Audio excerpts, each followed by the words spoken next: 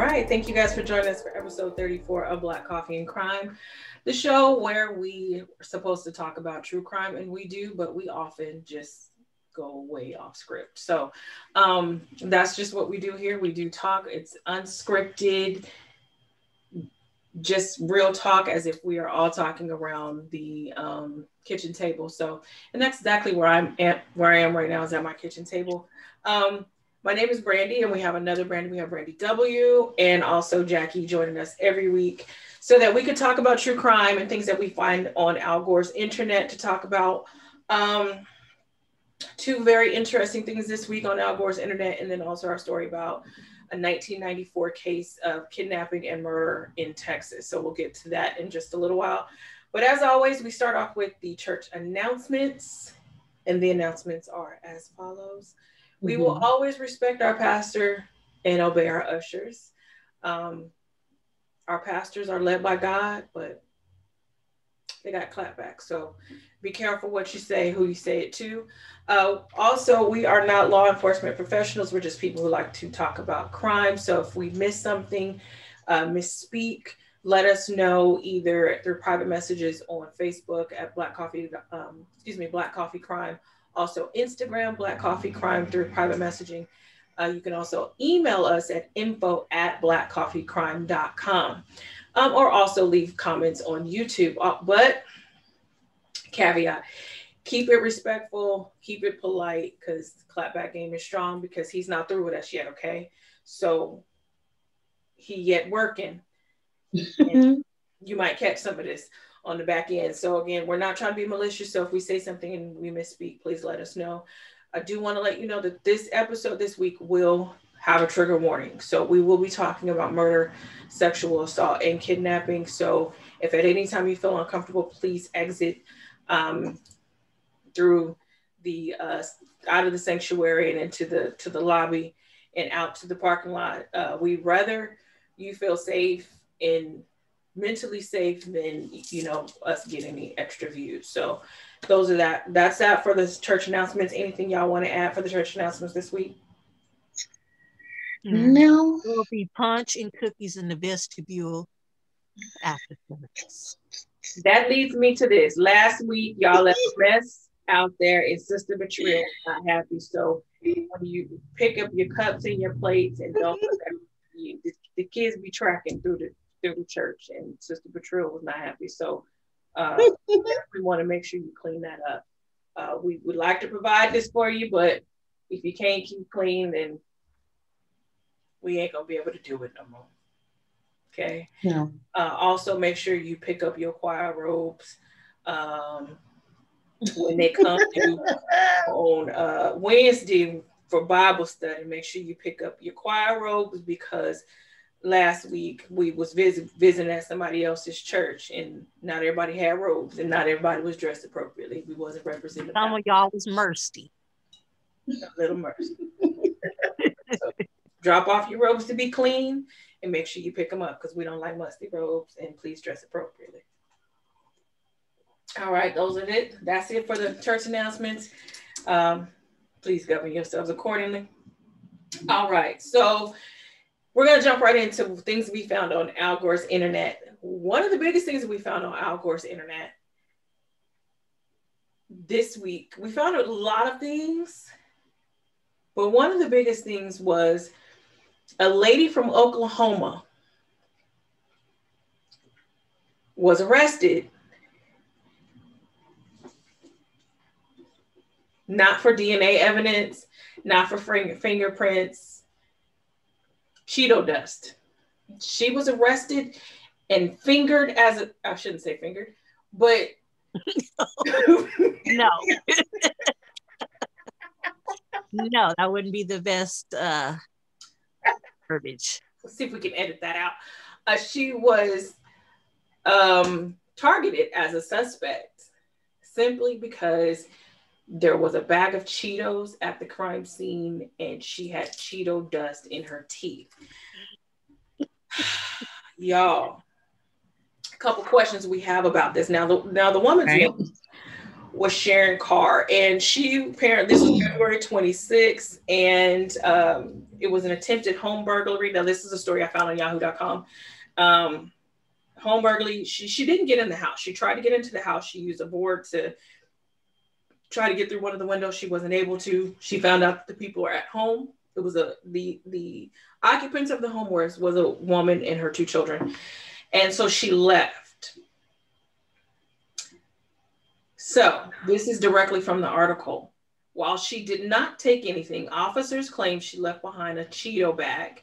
Officials were able to link Carr to the crime by the snack's residue in her teeth. My thing is, who brings a snack to a home invasion? Clearly, this was a crime of opportunity. She didn't plan this. Maybe she was going down the street and she saw like a window cracked or something, and she said, "I'm gonna go in." And it could have been a fresh bag of Cheetos. You know what I'm saying? And she just you crawled through the window into the house with a snack. Yep.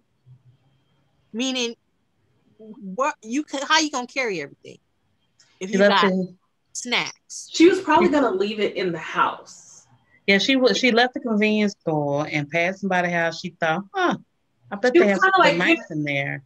Kind of like Ezel. You know how Ezel. Yeah, that's what put me. He'd be like, okay.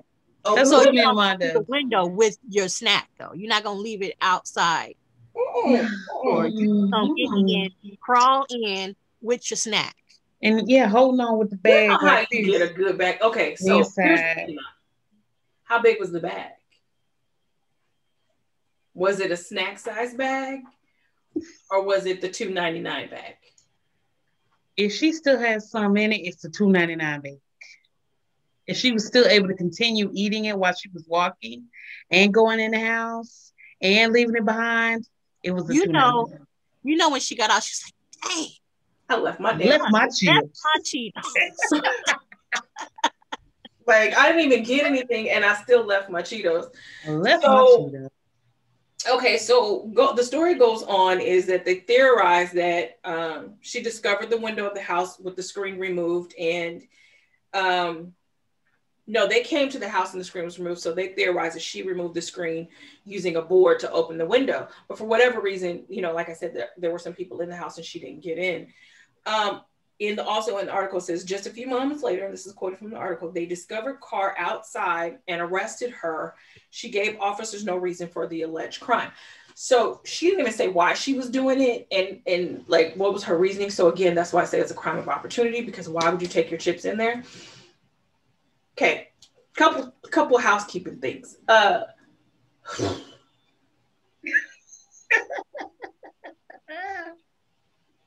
How you gonna arrest somebody because you saw Cheeto residue or the Cheeto bag in the house, and then she has Cheeto dust on her teeth? Like, how do you approach somebody and say, we're arresting you on suspicion of a robbery? And you say, well, how do you know it was me? Because you just ate some Cheetos. No, you say, can you show me your teeth, please? Can you don't you need a warrant for that? Well, they can accuse you of anything, and they can lie to you too. But as the alleged perpetrator, they have a warrant to check your teeth. You have to have probable cause at least. You have to have probable cause to do a sobriety test. Like, how does that hold up in court? So, but you just can't roll up to somebody and be like, "Let me see your teeth." Nah.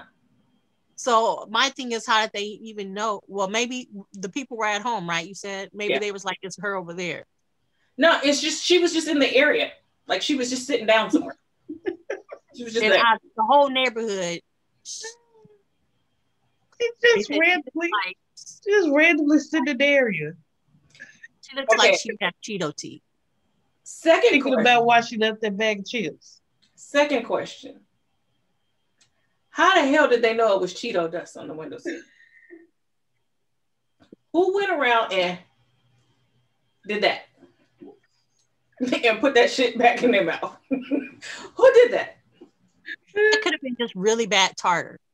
Which which one of the officers is going to admit to disrupting the crime scene?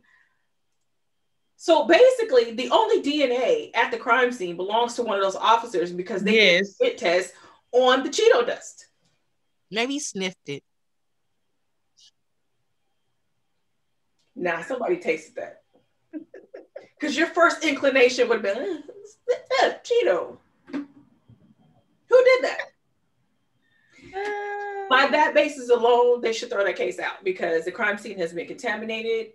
And as far as I'm concerned, if I was accused of a crime with Cheeto dust, I would have licked the shit out of my fingers and cleaned my teeth off with the bottom of my t-shirt. And never found it. Listen. She must have been feeling guilty. Clearly. Yeah, because then they'll come up to me and be like, you broke into the house, and I'm gonna be like, what? And be like, let me see your teeth. And I'm gonna be like, and like, you got a little Cheeto dust there. It's amazing. So Miss Carr was arrested on February 26th. I didn't see the article that this is from Yahoo was on March 2nd. I didn't see anything that, you know, she'd been released or bonded out. Hopefully they throw this out, or she just kind of gets something for petty crime. It out. Because how do you prosecute this? Like, she probably confessed.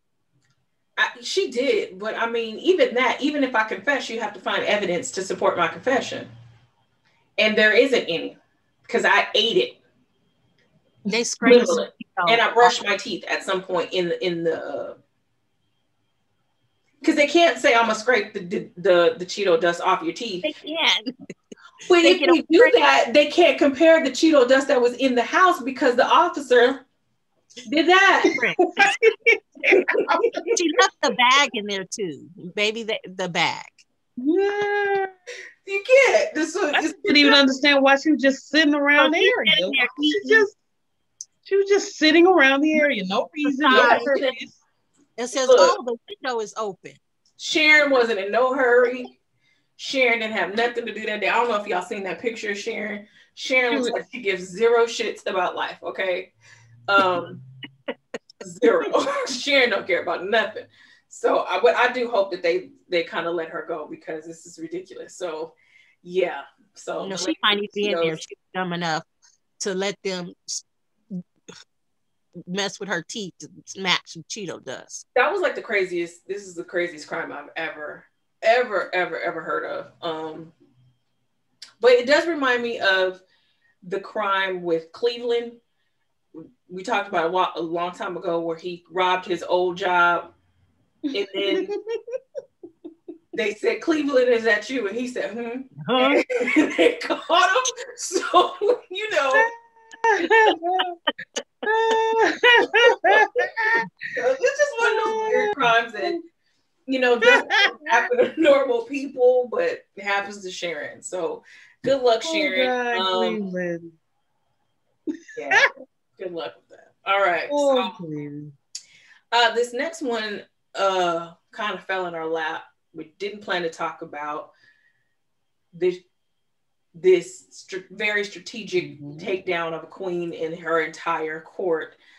So Oprah did an interview with Prince Harry and Meghan Markle, the Duchess of York. No, Duchess of Essex. Sussex, that's her name. Duke and Duchess of Sussex. And wow, very, very explosive, very emotional interview. Kind of revealed some things that Black people of the diaspora already knew. It just confirmed things that we already knew. Really upset white people worldwide, but upset a lot of them for the wrong reasons. A lot of people are upset because she spoke out, not necessarily what she said, or it was just the fact that she has the audacity to accuse the royal family of being just a shit ass family, like just horrible, rather than what they actually did to her. So I didn't get to watch the video, the interview in its entirety, but I do know that Twitter went crazy. There's memes already. There's plenty of sound bites and clips about that interview. So basically, Meghan said that it got so bad at some point that she wanted to kill herself. That certain members of the royal family were concerned about the color of Archie's skin when he was, before he was born. And also that she was told that Archie would not receive a royal title, nor would he receive security, any security. And considering that Archie is in direct line, now he's a couple ways back, but he's in direct line for the throne of England. But they wanted to change that law. They wanted to change the law because he is due a royal title because he is the son of the crown prince. He's the grandson of the crown prince, but he doesn't receive a title. So what were y'all's takeaway from that interview? Horrible. I wasn't surprised. Like, we're not surprised. Right. Not at all. But, it's still disgusting, though. It's still disgusting. And I know they kept saying, it's not, the queen didn't treat me this way, but the queen has influence. The queen could say, no, that's my grandchild. He's going to get security. He's going to get a title. I don't care. Right. So, exactly. But so far we have not heard. Do you think there'll be changes since this aired? And basically, I don't necessarily think there'll be changes, but I do think that there's going to there'll be some proclamations, and there won't be any changes because they're still, England is standing firm on this. Like, they're standing firm. Like, no, she's lying. It's a lie. But this is how we run things. It's the way it will be run. Harry said it. Yeah, they're not going to change that. But I mean, even Harry said that his family is like, hey, this is the way it goes, and this is the way it's always been, and they ride with it. And he was very happy to get away from that and to be able to leave the situation and leave that sort of environment behind.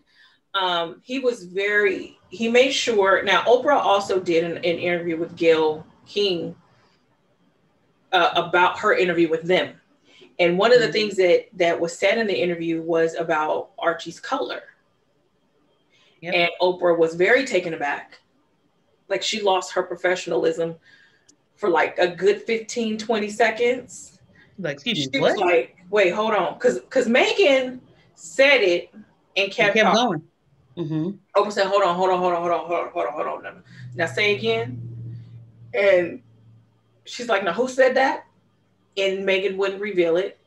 And she also asked Harry when he joined the interview, he also wouldn't reveal it. But he made a point to tell Oprah off camera that it was not his grandmother nor his grandfather that made those comments. So you think it was his brother or his father? Absolutely. Because he would not name them. Absolutely.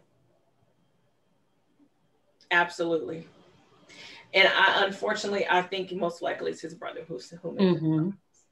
I think so too. Prince Charles reminds me of George Bush. Like George Bush wasn't the best president. He wasn't the best president, but he's a likable guy. Yeah. I don't think Prince Charles is a good politician, but he's a likable guy.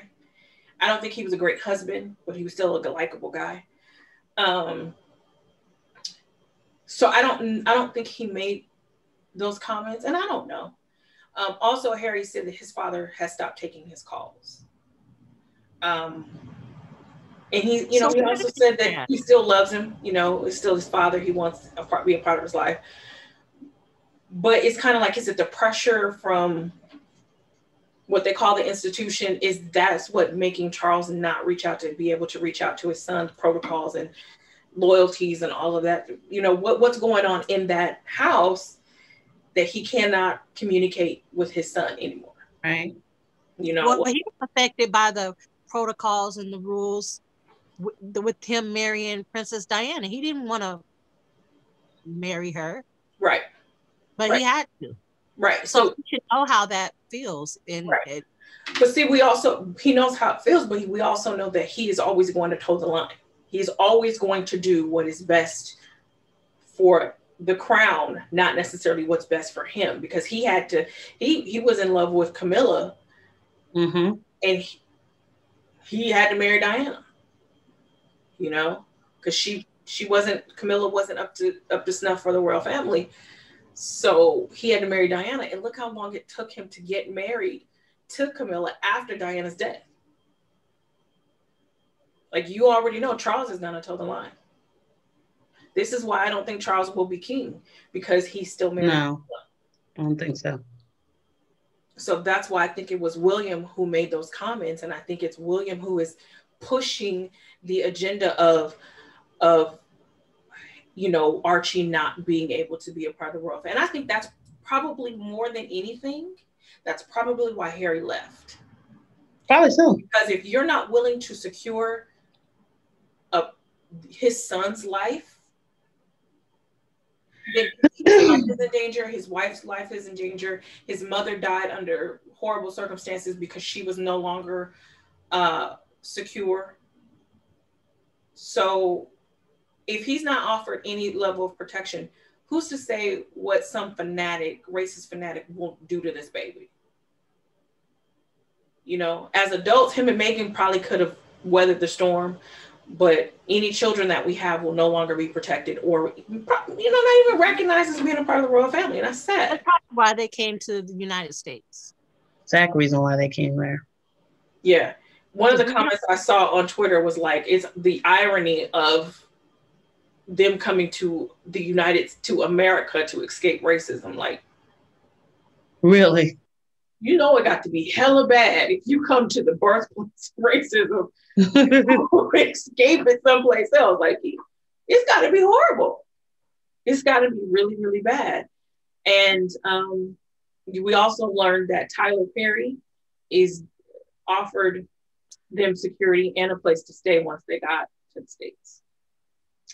So well, I think they'll demonize her because they don't want to say that the royal family is racist or whatever, or any kind of disrespect to the queen or whatever. So they'll probably look at her probably worse now than they did. There's a little tidbit. Right. They're already trying. I want to tell you, they are pushing it. Ooh, they are pushing it. There's a little tidbit about racism in the royal family, in the modern royal family. King Edward VII, I believe, the one who abdicated the throne in the 30s when he married Wallis Simpson,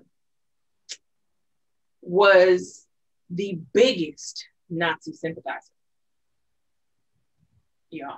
When I tell you he was in bed with the Nazis, he was literally in bed with the Nazis. This is Elizabeth's uncle. Her uncle. He abdicated the throne. Her father became the king, and then she inherited the throne from her father. That family, even though their name is now Windsor, their name is only Windsor because they changed it from its German name of Habsburg.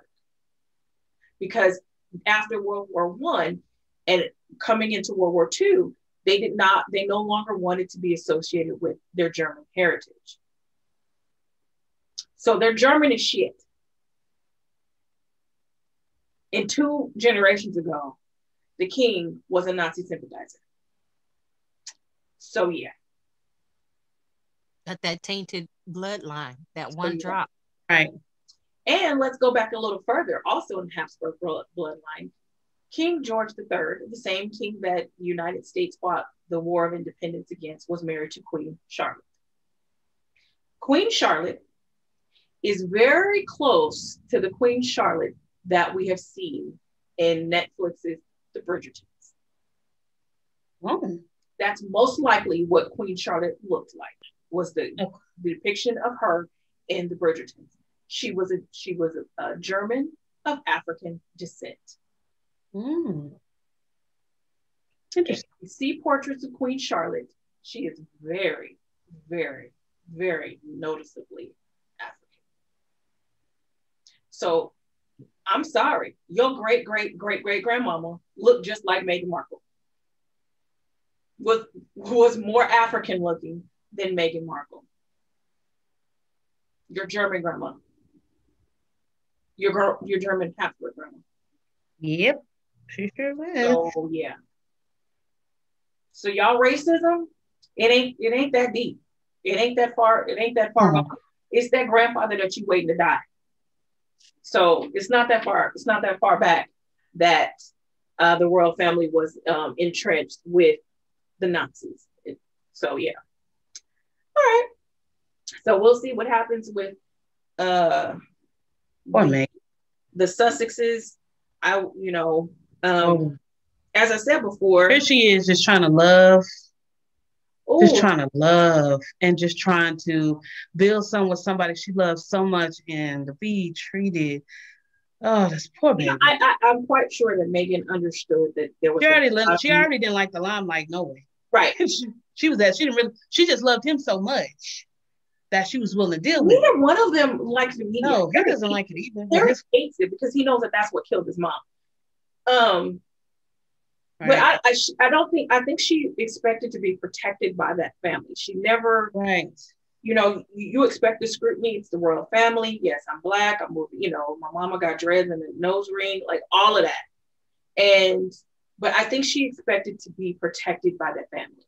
Mm-hmm. Not literally thrown out to the wolves like she has been, and like her son has been. At least protect the baby because he belongs. Yeah, at least protect him. And do y'all know that on his birth certificate, instead of saying her name as the mother, it just says the Duchess of Sussex? Why wouldn't they have her name? Because that's how you erase people from history. If you put Meghan Markle, we can look and see who Meghan Markle was, but if you put the Duchess of Sussex, you're just putting her title. Oh. Interesting. Yeah. So you're literally trying to erase her. And let's just call it what it is. It's racism. She's Black.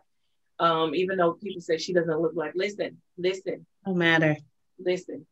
She doesn't matter. One of those women who passed. I don't care if you are white with blue eyes, but you're Black, you're Black. If you are dark as the darkest Sudanese woman, you're Black. We love you. We will protect you. We're going to stand behind you. And if you've done nothing wrong, we still gonna stand behind you. That's just what we do. And we're gonna continue to do it.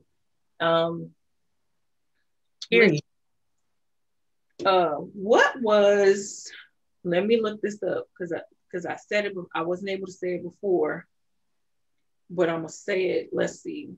What was the here it is. Loving versus State of Virginia. What was his name? Was it Henry?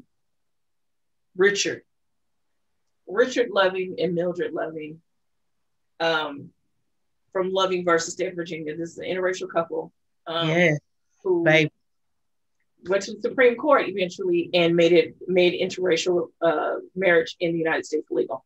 Listen, when they were arrested, the sheriff came, got them out of their bed, arrested them, and sent them to 2 separate jails. The sheriffs told Richard, all you have to do is divorce her. And that's it. And this all goes away. That's all you have to do is divorce her, and this all goes away. That man said, that's my wife. I'm not divorcing her. That's my wife. I don't care what y'all do to me. That's my wife. I'm quite sure the conversation that Harry has had with his folks was, all you got to do is divorce her. Oh, I'm sure. Annul this marriage, and this all goes away. You'll get everything. Archie gets everything. Just annul this marriage. We'll make this go away. We'll get the Archbishop to annul it. We'll make this go away. Hell, Henry VIII did it. We'll make all of this go away. Do you think he saw this before they got married, or do you think the folks came out the woodworks after? I think that it was always there. And I think that even Harry's made a comment about how naive he was to like the racism that's going on and all that stuff, because it just didn't affect him like that. Because it didn't affect him, but now it did. I think he had an inkling that maybe it was there, but also he had the naive notion that his family would protect him and her because he brought her there. Right. I really think that he thought that his brother would rally in his corner for him. I really think that. I really think that he thought that his, maybe not his grandmother so much, but because she's the queen and there's certain things that she's going to do to protect the monarch. But I think he thought his brother, at the very least, would protect his wife simply because that's his wife. And I'm quite sure he's quite heartbroken because that didn't happen. Because he knows he knows what their mother went through. Yeah. So I'm thinking, I think his mother knew that, since he wasn't next in line, because he said he's living off the money that his mother left him. Mm-hmm. So she, how she felt about everything. Well, she would have had the presence of mind. Because that's what they say, you have an heir and a spare. And as the second son, he would have had, he did have a military career, and all of that. But he would have not been given the income, the annual income and everything that the prince gets. Prince Charles gets 28 million pounds a year from a fund that was created during the Middle Ages. It's called the Princely Privy or some crap like that. But now it's 28 million pounds a year annually that Prince Charles gets. Jesus. As the crown prince. That money will go to William. It won't go to Harry. So Diana knew that this is the way it works. I'm going to leave all of my money to my second son. Diana's family, by the way, has a better lineage than Charles's family has. Diana's family has been in England since William the Conqueror came to England in 1066. They were there before that. The Spencers were in England prior to 1066. The Windsor family just got there about 200 years ago. They ain't been there at all. So her lineage is better. Her family was truly, and they still are, truly wealthy. Truly wealthy. So she had the presence of mind to leave her fortune to herself. So she definitely looked smart move beyond the grave. Y'all just keep young Archie in your prayers. Keep young Archie in your prayers, and keep the new baby. It's gonna be a girl. And you know what? I'm petty. I hope that's the most chocolate ass little red. Me too.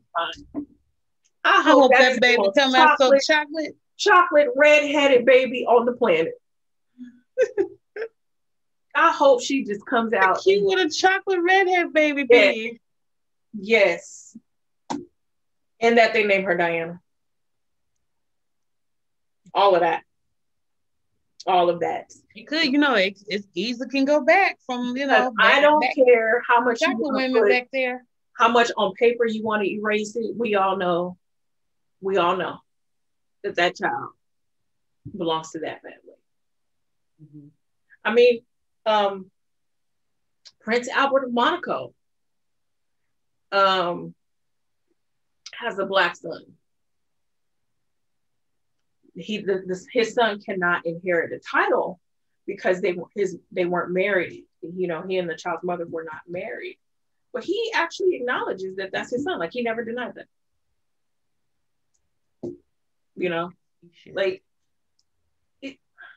This is a different time, y'all. Y'all trying to protect everything, but it all comes out in the wash and the tabloids anyway. So why not just be? Mm-hmm.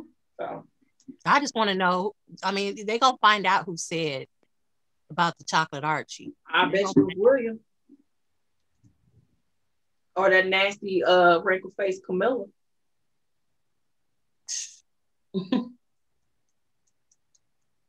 The institution wanted to know. institution. Wondering how dark. And that's exactly what that family is. It is an institution. They will do everything that they can to protect the monarchy, and protect the status quo. But you know, it's quite ridiculous that they're still protecting that. So, yeah, I just wish that I could have the type of love that Harry has for Meghan, and Richard Loving had for Mildred, and that Barack had for Michelle, and Dwayne Wade had for Whitney. That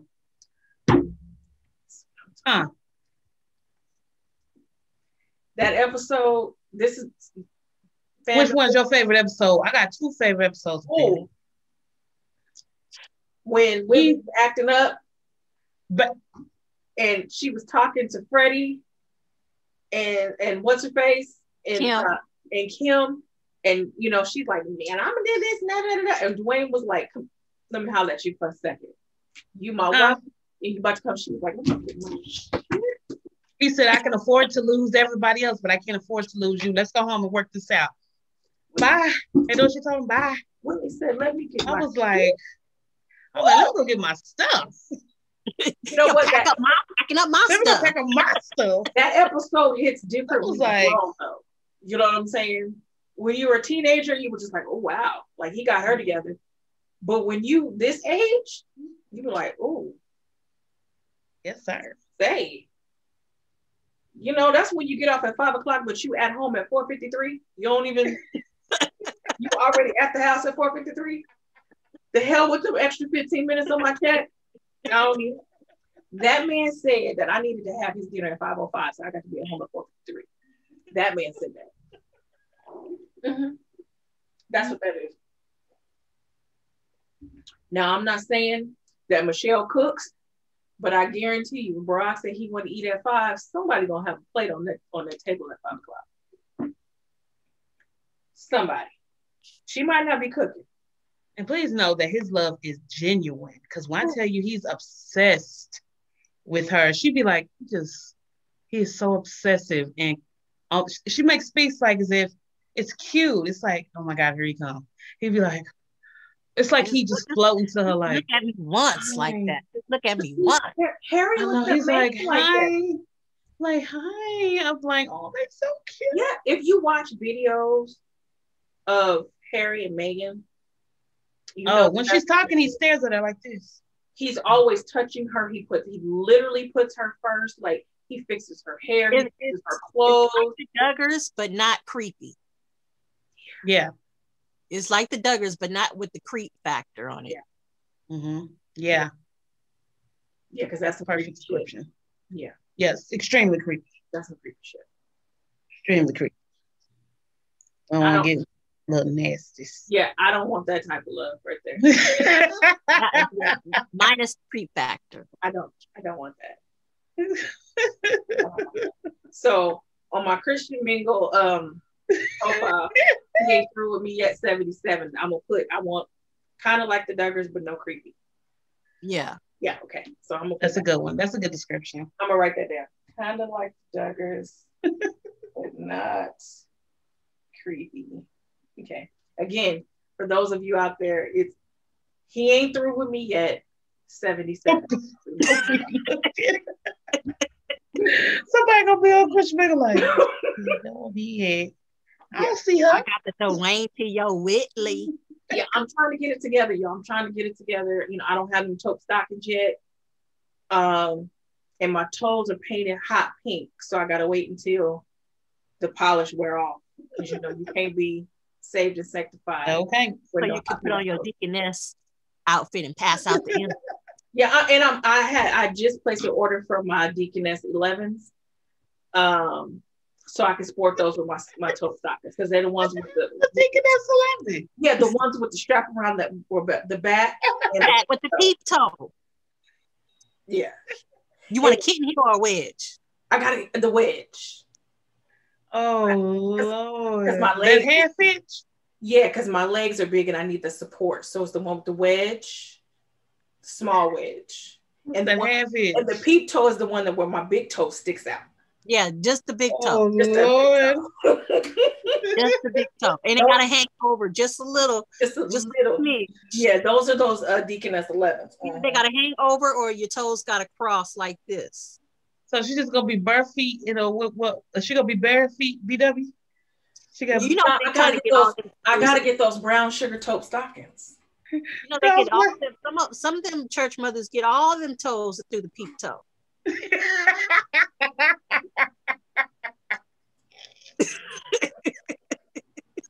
I don't know how to do it, but they get them all in there. Stockings. This has nothing to do with what we were just talking about.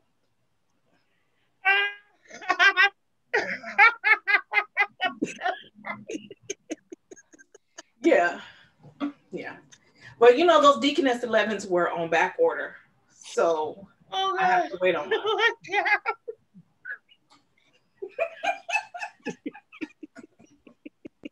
Look at Jackie. She know because she done seen all them toes in that peep toe. She done seen all them toes come out that peep toe. It seems like every year you get, like the closer you get into church mother, like another toe, and then another, and then till you are full-fledged church mother. It just, you know, they all coming out the peep toe hanging over just a smidge, with the knuckles showing. Yo, she paid too much attention. Knuckle. That's a problem. Look, this gonna be your toe. This gonna be your toe hanging out right here. With this one. Wait, hold on. With this one. Be careful because I keep laughing. I have to wheel myself in. You're gonna get that one toe hanging out like this here. With the knuckle on it. Yeah. With a thick knuckle. Oh, she paid too much attention.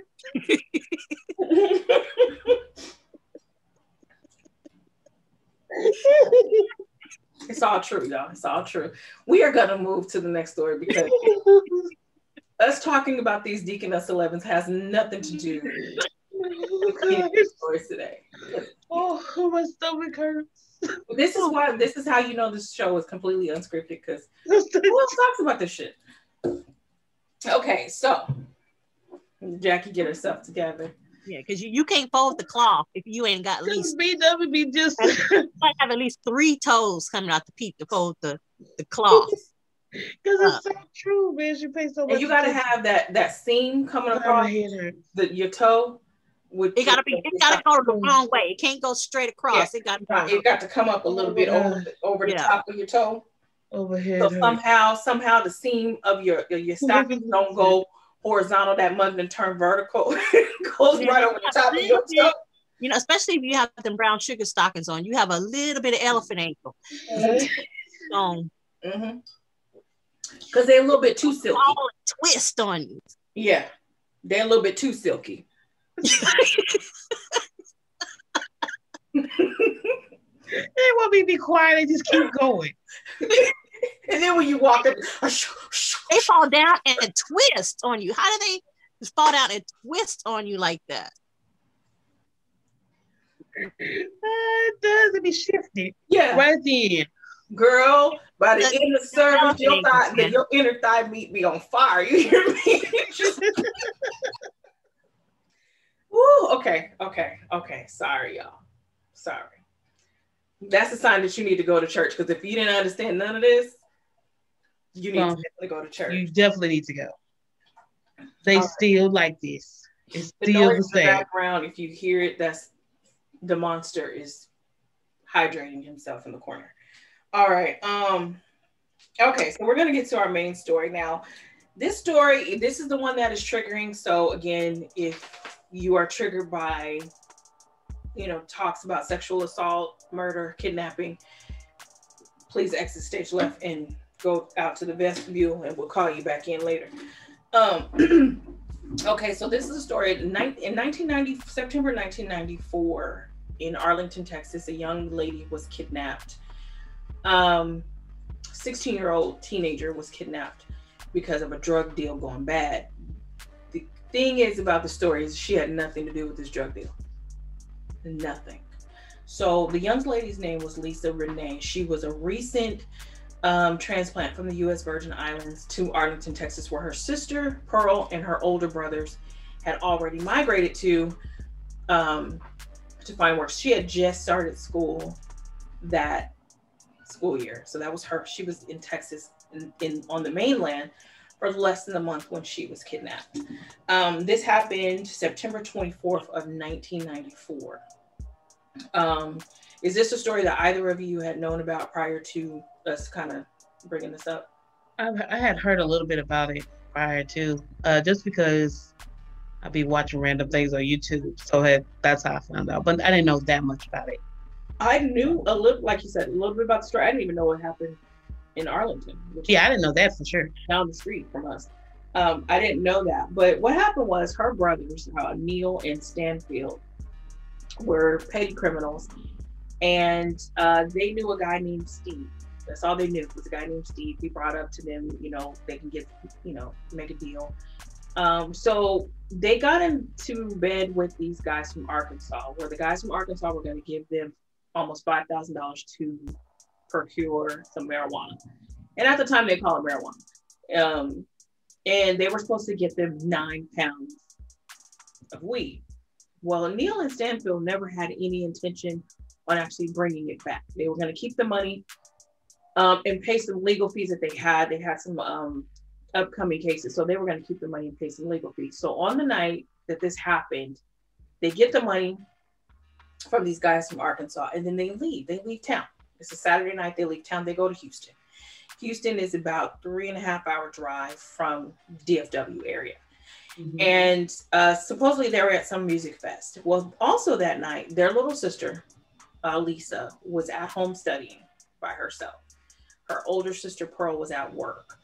Well, since Neil and Stanfield never came back with the drugs, they were supposed to be back within an hour or so. They never came back with the drugs. The guys that they got the money from decided to go pay them a visit. 5 gentlemen dressed in army fatigues with gas cans go to Pearl's apartment in Arlington.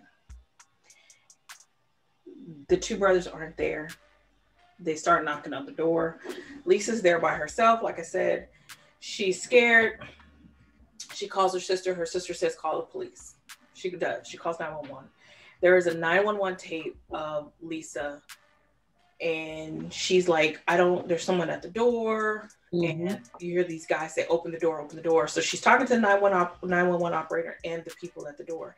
So she's like, who are you? Who are you? And they said, just open the door, open the door. They finally said they're the FBI. So prior to that, she was very panicked. But when they said that they were the FBI, it was like some of her panic left her. You know what I mean? Like she's soon after she did that, they busted in. Yeah, she seemed a little bit calmer because she's like, oh, it's the FBI. They said it's the FBI. So the 911 operator's like, okay, but why are they there? And before she could answer, they bust through the door. You hear Lisa screaming, and you hear the guy saying, who are you talking to? And she says, it's the police. And you hear her screaming, and the next thing you hear is the 911 operator saying, ma'am, ma'am, ma'am, what's happening? That's it. That's the last time that we hear from Lisa that she's alive.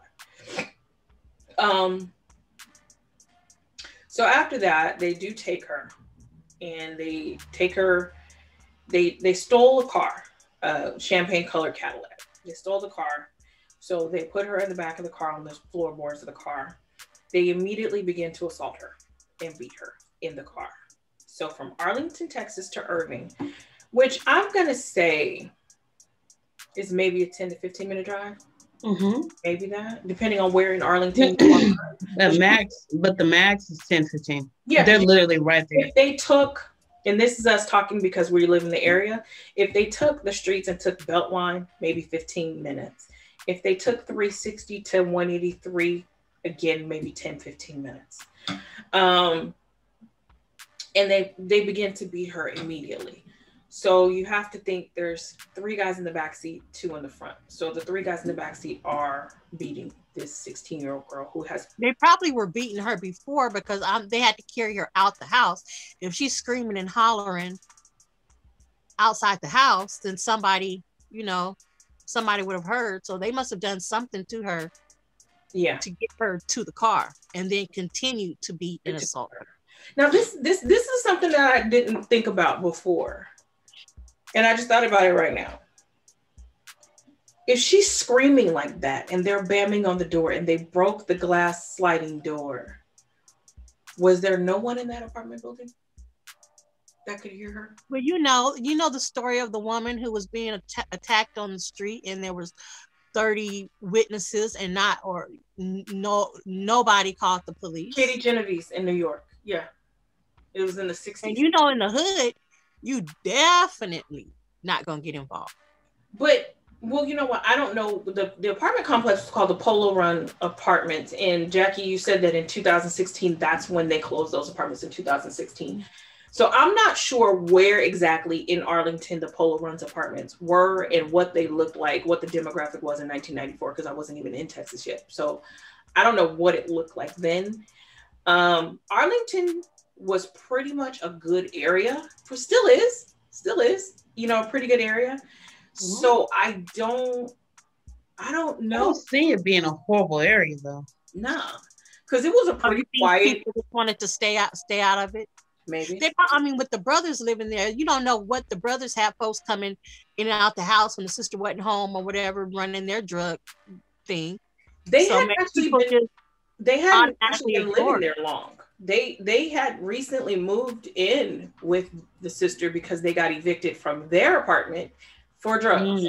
But you know, you would notice two guys that moved in, and all of a sudden there's more traffic, even if there's just friends coming over innocently to hang with them. You notice that there are more people at that house, and I believe that they probably did not stop what they were doing because they lived with their sister. Right. True enough.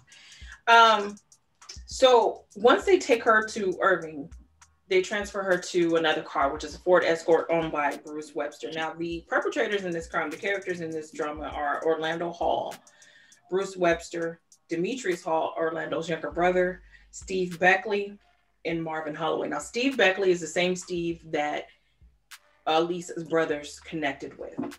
Now, they start to drive her to Arkansas. In this 3-hour drive to Arkansas, to Pine Bluff, Arkansas, they take turns sexually assaulting her in the back of that car and beating her. There are 4 gentlemen at this time. Orlando Hall stayed in Irving at his sister's house. It was his sister's car that they stole. The champagne colored Cadillac belonged to his sister, and he created a little hideout in the attic away from his sister, in his sister's home. So they go to Arkansas. Orlando flies to Arkansas the day after, so the next day. So they get a hotel room. They put her in the bathroom. They continue to take turns assaulting and beating her for 2 days. On the 3rd day, they move to a different hotel because the clerk at the desk knew that something wasn't right because they'd seen a girl that was trying to run and Bruce Webster grabbed her back. So they told the security guard to go and check on her. He wasn't able to find anything. So they moved her because they were scared that, someone was suspicious. When he went to check really quickly, because I'm just thinking of myself, if I saw a guy manhandling a child, which you could tell the child body from an adult body, more than likely, you could definitely tell if a woman looks scared, regardless. I wonder when he went to check, were all 5 of them there, or at least 4 or 5 of them there? I believe so. The guy in the attic wasn't there though, right? Yes, he was. Orlando, the day after the kidnapping on the 25th, he took a flight back to. Oh yeah, he went back home. Yes, because they weren't supposed to be in Texas because of their parole. They weren't even supposed to leave the state. Right. He and Demetrius were already on parole for drug distribution charges. The other 4 gentlemen had driven to Texas, and Orlando flew to Texas and then flew back on the 25th. When they moved her, they had moved her close to the Bird Lake National Forest. They went and they dug a shallow grave there because when they moved her to the second hotel, they said she knows too much. Now, while they're assaulting her and beating her, they keep her head covered with a bag.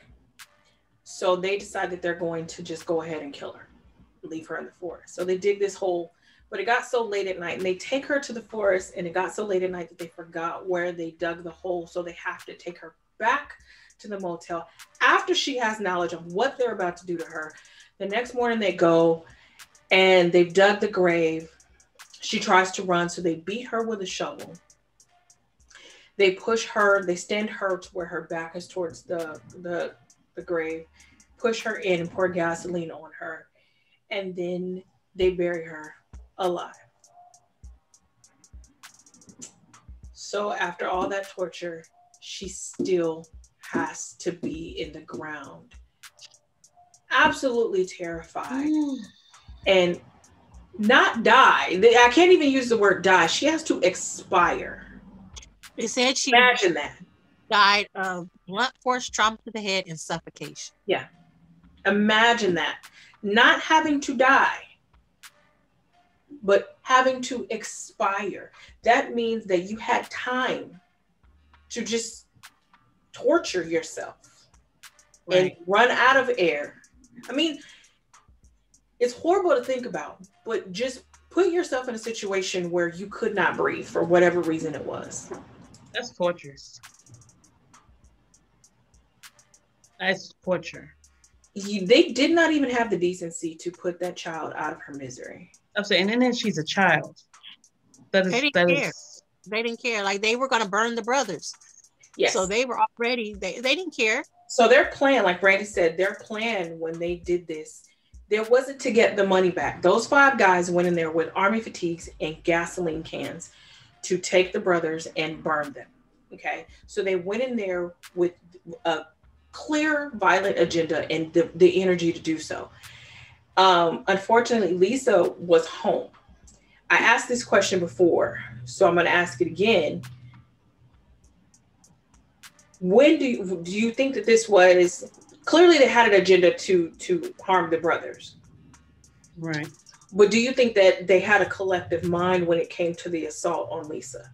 Or do you think it was one of those gentlemen who started it and they all just kind of followed along in that? Oh yeah, they were a collective team. They already, their intent was already violence. It was murder when they went in there. And then, you know, when you read the story, she actually had enough time to call her sister while they're beating on the door first. And she is terrified. And just as her sister, I could just, because her sister came right away, obviously. Yeah, she's not on my way. So it's like she missed them like that. The police missed them like that. Literally, and, you know, like, she didn't go willingly. She probably was screaming and hollering and making a scene. And which I'm sure, I don't see how when people knock on your door anyway, if it's too hard, it'll shake an apartment area. So I'm like, I just didn't understand why nobody heard anything, but they gonna beat her for drawing attention or being loud. Or and that's the thing. You knew she was on the phone. You could hear her. So why wouldn't they stop? Mm-hmm. So it's kind of like the intent was violent. It's kind of like they chose violence and they could not stop themselves. Like no matter what happened, they would not be able to stop themselves. Would they have done that if the brothers were there too? You think they would have killed her if the brothers were there as well? Would they taken all 3? Yes. They would have taken whoever was at that house. If the grandmother was there. Anybody who was there was grandmother, anybody. Yeah. It was not about the money at that point. It was not about the money. It was not about the drugs. It was all about vengeance and retribution. And we're gonna get them, whoever's there. And they couldn't have known that she was there. Right. But it was kind of like they were intent on doing violence against someone, and Lisa was the one who had to be the recipient of that. The brothers did not go to the police for 2 days. because they had pending charges and they were scared of, the fact that they were involved in a drug deal that went wrong. So they didn't go to the police for 2 days. They did try to be, amateur sleuths and go and find the car to go to look for these guys. And they did find the car. They're the ones who pointed the gold Cadillac out to the police in Irving. Once they did that, the police went to the house. The house and the car belonged to Orlando Hall's sister, Cassandra Ross. When they went to that house, Orlando was in the attic, but they missed him. They didn't have a warrant to look thoroughly, but they did have the permission from Cassandra to look, but they didn't even know what they were looking for. But he was actually in that attic. The brothers, like I said, they didn't go. They still didn't tell the police who their contact was, what they were doing. They finally admitted it was a guy named Steve, hence Stephen Beckley. And it was also Cassandra's husband who called the police and said, hey, my brother-in-law was here. We had a barbecue. When we got home, our car was gone. It's that car that y'all was looking for. His name is Orlando. His name is Demetrius. They are up on drug charges in Arkansas. They weren't supposed to be here, and I don't like them. Mm-hmm. And that's how they straight like that. That's how the FBI and the Arlington and Irving police departments ended up in El Dorado, Arkansas. They got Demetrius at his father's house. Then they got Stephen Beckley, and then Marvin Holloway followed after that, and they were still looking for Orlando and Bruce. They found Bruce at the second hotel because he pulled up with a woman that he was going to take to the hotel, most likely to have sex with her in the same hotel that you assaulted this girl in. But the police were already there. Jackie was saying before, like they had tried to clean the room, fingerprints, everything, but they found the girl's palm print on the toilet wall of the toilet. I don't know, like, how do you get your hand back there? It's kind of, did she do it on purpose? Was it just, her trying to hold herself up? Some of those things you just don't know, because she was tied up and she had something over her head the whole time. I mean, they were doing Lord knows what to that poor baby. Right. And at no point, there was 5 of them. So you would hope that one of them would have a conscience and be like, we got to let this girl go. Let's just leave her here. Mm-hmm. But that's never seemed to happen. The thing was, she knows too much. We got to kill her. Got to kill her. Well, they did say that the men were scared of Bruce Webster. And he was the most violent of all of them. So do you think it was Bruce because he was present through all of this, do you think it was Bruce who, after the kidnapping, did start the sexual assault on her? And they kind of all followed? Or do you think they were so browbeat that it didn't matter at that point? They had already tasted, figuratively tasted the blood, and they just went with it? Earlier I said that I believe that originally the intent was, hey, we're going to go in here, we're going to do this. This is the way it's going to go. And then I thought further along that eventually, because they're scared of him, eventually somebody, it didn't have to be all, but I know somebody went, and I don't know, man, it's starting to make me bad, and then I got to keep going with it. He's going to kill me. This is going to be a problem. Look, he already want to kill her because she knows too much. I know too much.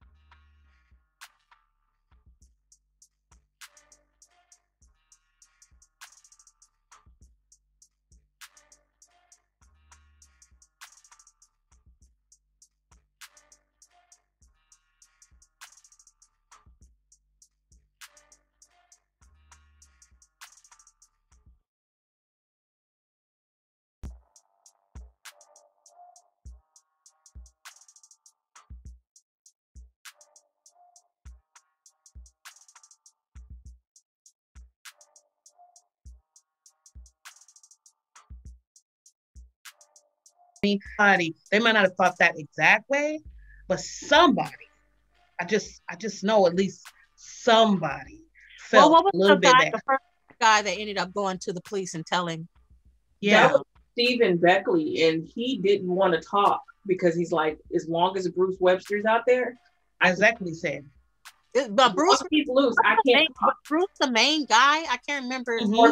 It was Bruce and Orlando. Yeah, the brothers. I think Orlando's the one that ended up dying, right? The death penalty.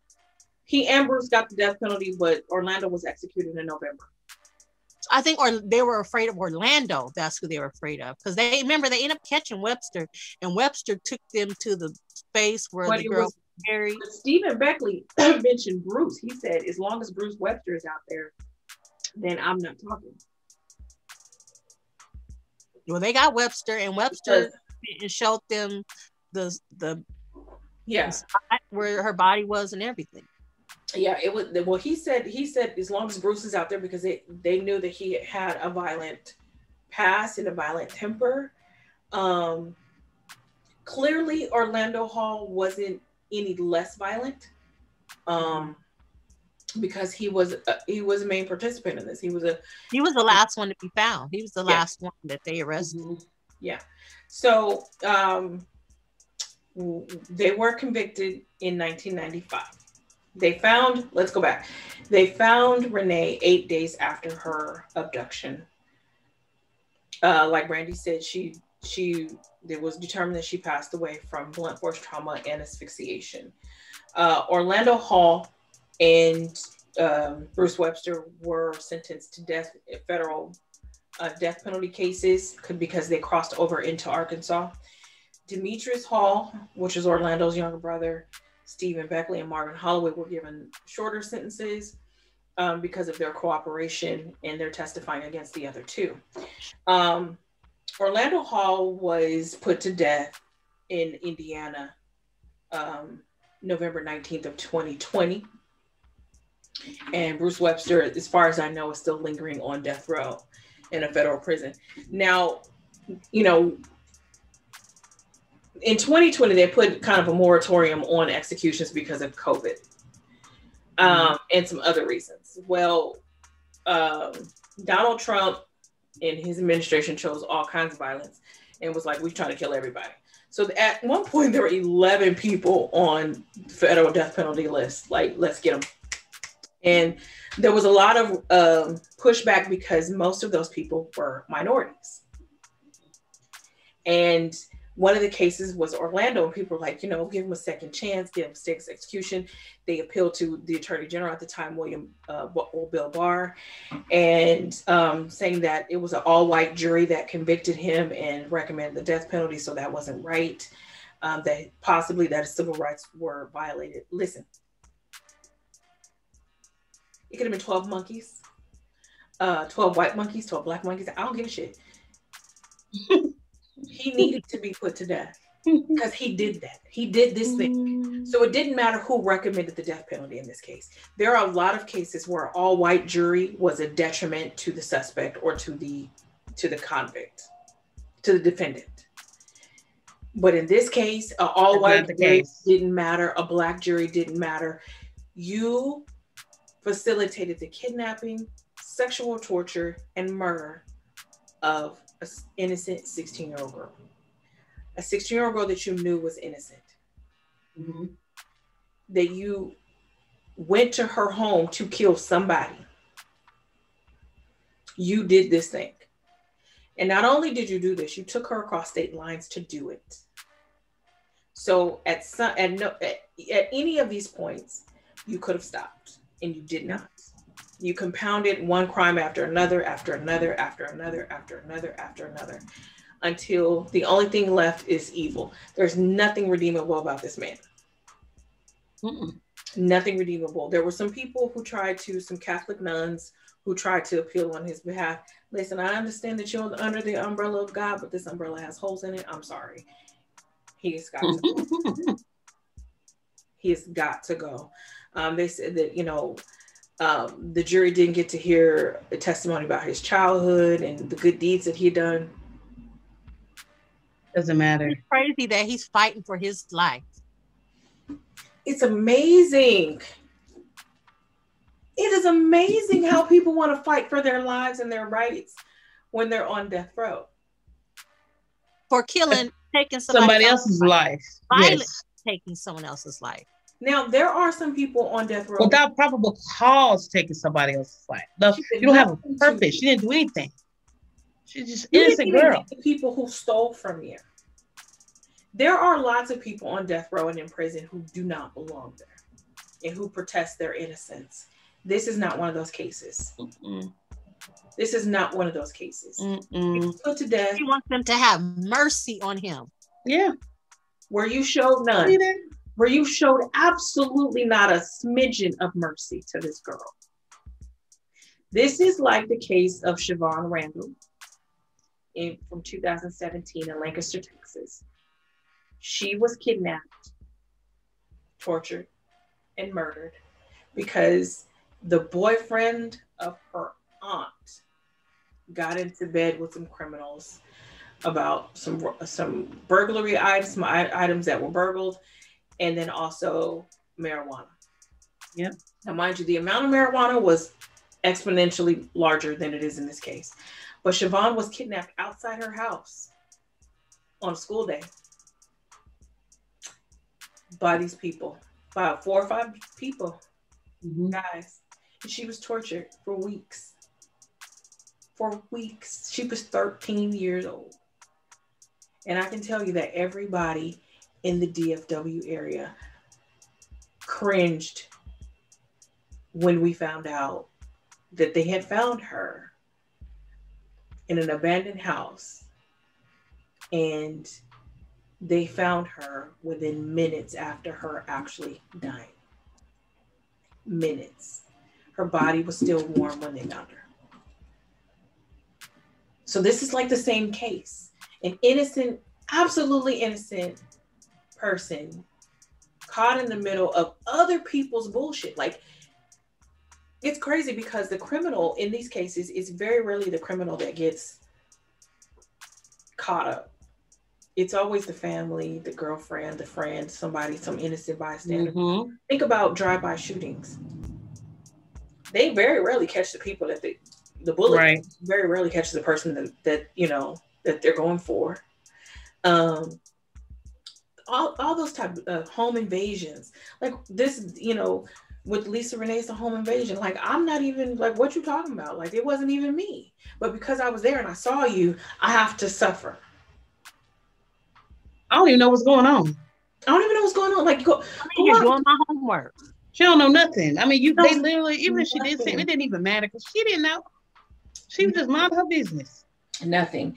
With this case, and like a lot of others, we get caught up in the sensationalism of the defendants and the conviction and the court and the executions, and we really lose sight of who the victim is.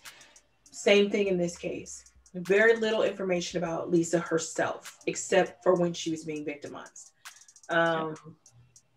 You know, Lisa, like I said, she had just recently come to the mainland United States. Brilliant student. She wanted to be a doctor. Straight A student, studying on a Saturday night when she's 16. Who does that? You know what I mean? And it's sad that this person, she could have been, and she's beautiful, a brilliant doctor here in Texas. She's a gorgeous girl, and she's gone for nothing. And you know, her brothers were not charged in this particular crime, but they didn't start to be model citizens either. They were arrested time and time again in the last 23 years since the crime, and did, you know, various bouts of prison time, you know, in there. But it's just real sad that it's tragic that your family is broken apart. I don't know what happened to her sister. He looked for her the whole time. She never quit. She didn't sleep. She was just trying to find her. She was I think they said she was like, pretty much was like out of there, just very panicked the whole time. So I hope, and I don't know, maybe I'm a little wrong for saying this, but I hope our brothers do feel a little bit guilty because I hope you you feel a know lot guilty.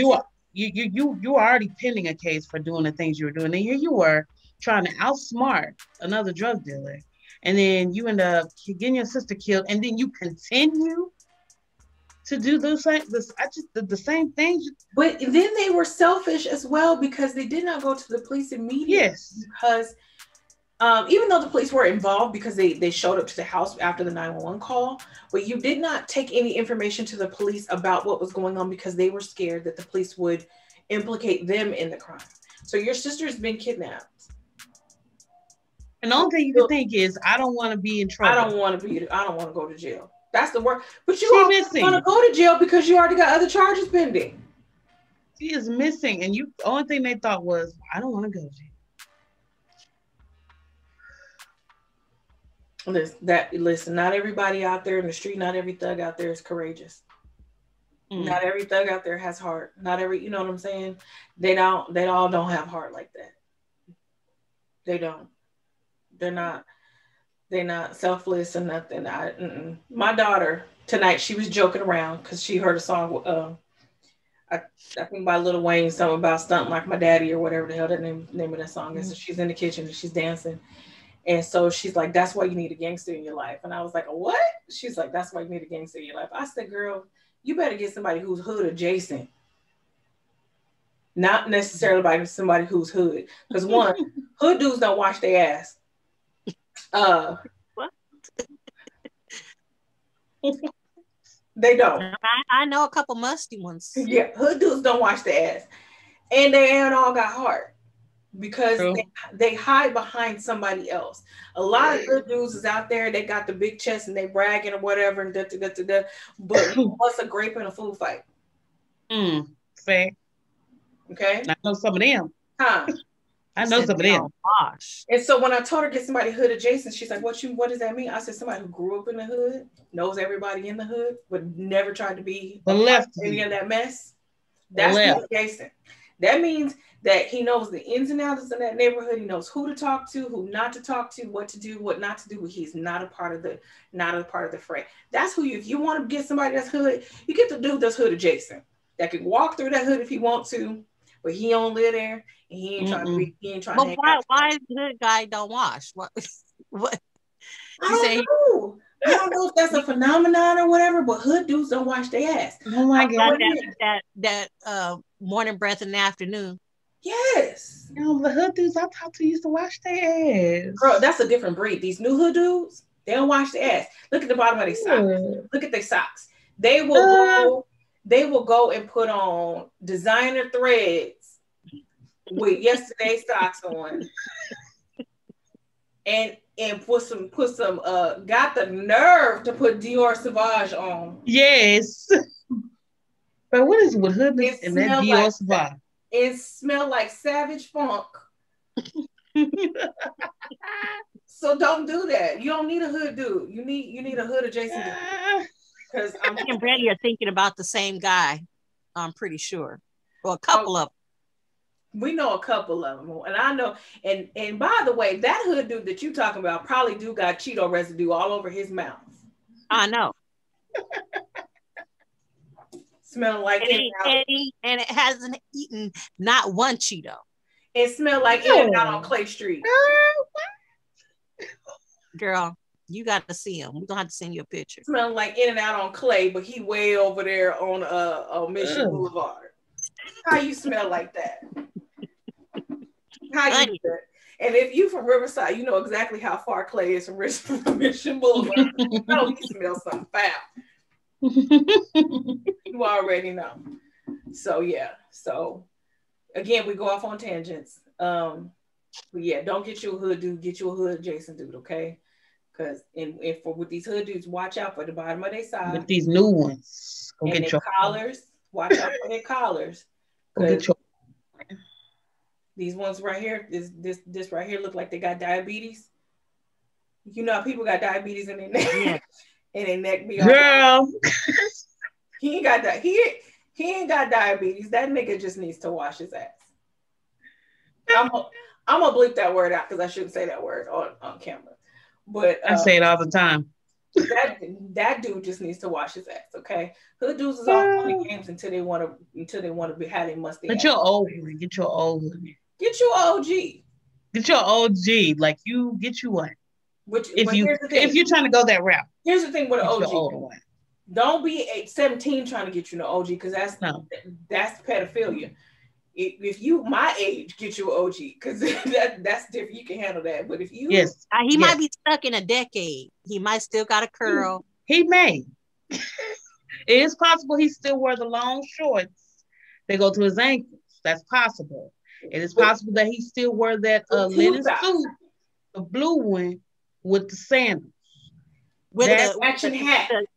With a matching hat.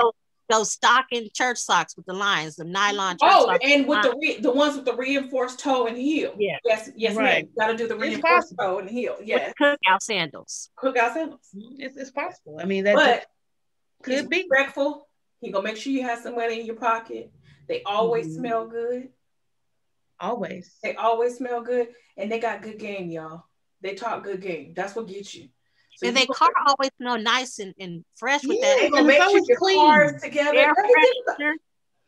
Everything about you gotta be together because you gotta get that cherry air freshener. That's the old school. Yeah, the cherry one. Yes. Yeah, they're gonna be respectful. They're gonna take you out. They're gonna take you to places you ain't never been. You know, you just have to gonna have to deal with that. You're gonna have to deal with it. Cadillac with them plush seats. Yes. You're gonna have to deal with some things with an OG, but I mean you're gonna have to deal with some things with a hood dude. So young hood dude. I mean, what you gonna do? You gonna either take the dirt and the younger one, or you can take the older one in the long shorts. And he ain't gonna be wearing no Dior Sauvage, even though I do love Sauvage. I'm gonna tell you, he's gonna be wearing some Dracar. Yep. Chrome. Curve. Oh, the girl. First of all, you in the Yoop. Cool water. And like I told Rand, he gonna do this and fix his eyebrows and slick that hair back. Yes. If you mess around here, get you a OG hood dude wearing some curve, you can cancel Christmas. I'm done. I'm done. I'm gonna follow his ass everywhere. I'm done. Curve still smells amazing. I'm done. I'm telling you right now. He got good game and he smelled like her. Oh yes. Curve still smells amazing. I'm done. I promise you, I'm done. Listen, in my Christian Mingle profile, he ain't done with me yet. 77. I'm gonna put that like her. I like her. That is the beast. He is barking in his sleep. All right, sorry about. We was talking about Curve in my Christian Mingle profile. He ain't through with me yet. 77. You like church socks with the lines. I don't like them, but I'll deal with them. You'll deal with it's okay if they wear sandals. Church sandals. One big shoe, one little shoe. Ooh. You gonna put me with the Rance Allen? Yeah. One big shoe, one little shoe. Oh, damn. Listen, like I said, he not through with me yet. He ain't touched my heart in such a way. At this time. And a perm. What would you rather deal with? Cheetos? You got a DJ Quick to perm? Oh yeah. Sugar-free perm? I'm in. Cheetos, a big shoe, little shoe, or Ooh, that's tough. Or spiritual or music. So child. Cheeto teeth, big shoes. I can deal with a lazy eye. I'm gonna deal with the lazy eye because I can put some shades on it. Friend, you can't keep shades on the man all the time. Why can't you don't want no big shoe, little shoe under your coffee table? The big shoe, little shoe, Brandy? Yes, big shoe, little shoe. Really? Rance Allen. The one where it's this much sole on one and this much sole on the other. That's what you would go for? No, ma'am.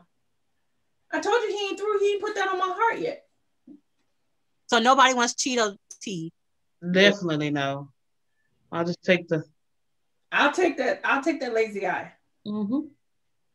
I can't deal with the big shoe, little shoe. I mean, I can't deal with the lazy eye either because I'm always looking at you. You be like, that why cock eye I can't deal with because I'll be.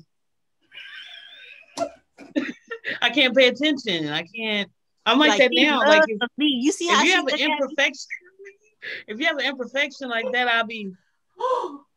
You'll be talking to me. I won't know what's going on. Nothing. I'll just be. Oh no! Curl, big shoe, little shoe, or an off eye.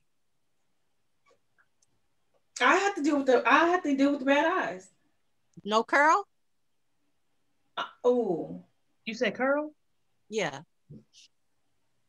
Oh, I mean juiced. I'm talking about the 80s juiced curl. I ain't talking about like Soul Glow. Like Soul Glow juice. Yes. He was kind of cute though. Yeah, but you gonna mess up all your furniture, all your pillows.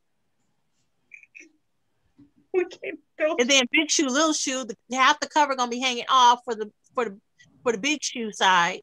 Big shoe, little shoe. Big shoe, little shoe, definitely not. Big shoe, little shoe gonna scuff up your damn floor. That's definitely not.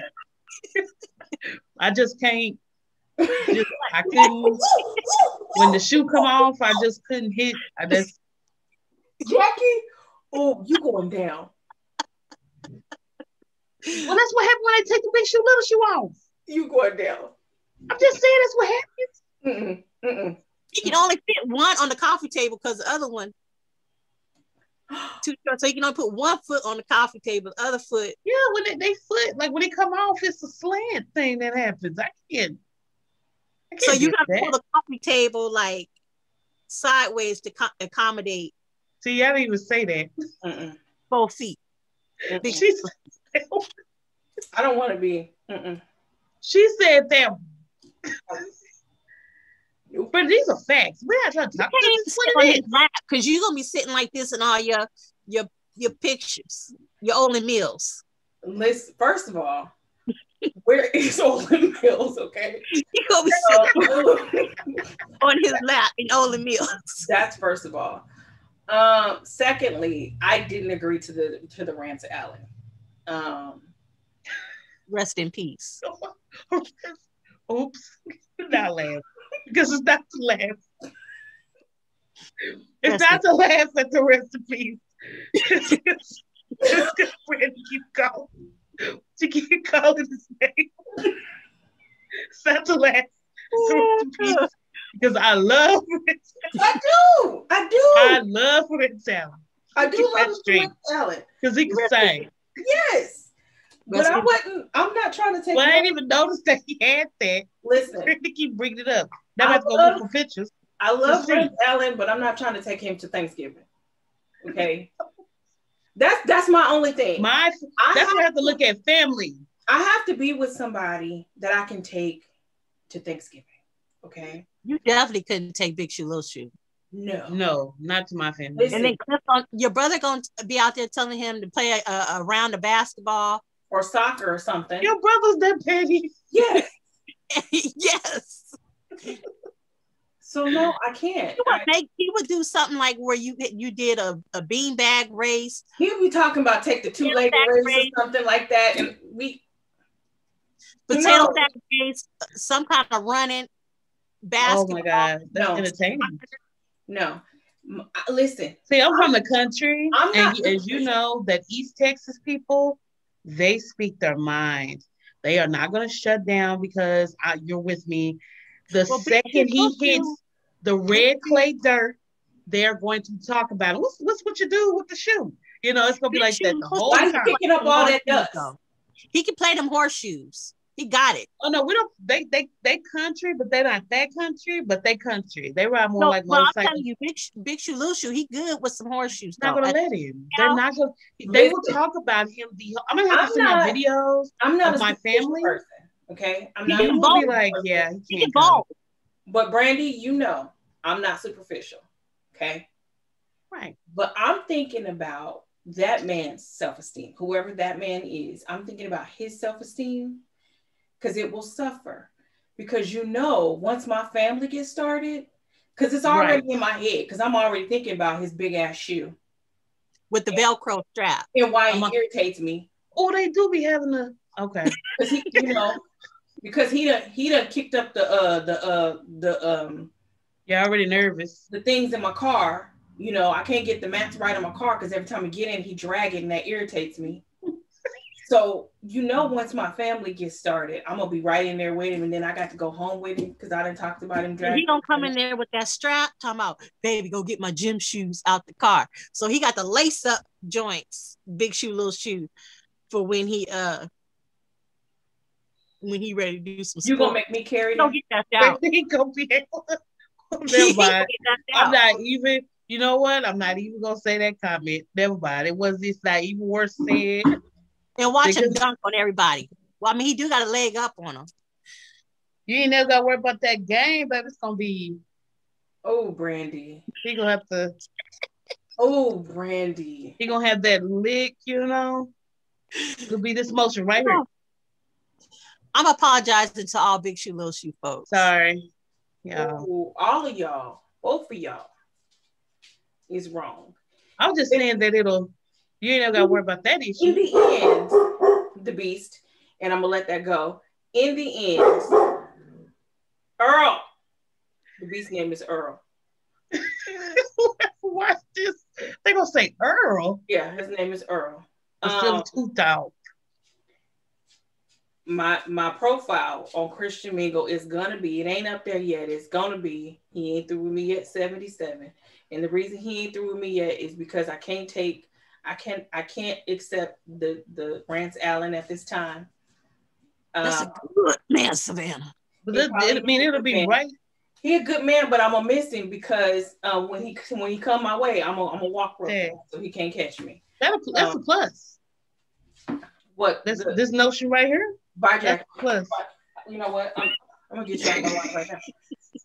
I'm gonna get you off my line right now. We're gonna go. How we got here? I don't know. I don't know. All right. We are gonna go ahead and end this show because we've been for the last 10 minutes. We've been talking about something that ain't got nothing to do with nothing that we already talked about. So next week we will be talking about Kendall Stinky Francois. Yes, emphasis on the stinky. So we was talking about mercy. He was real mercy. And he committed some crimes, and he was mercy while he was there. Girl. Funky. Kendall Stinky Francois. We were talking about him.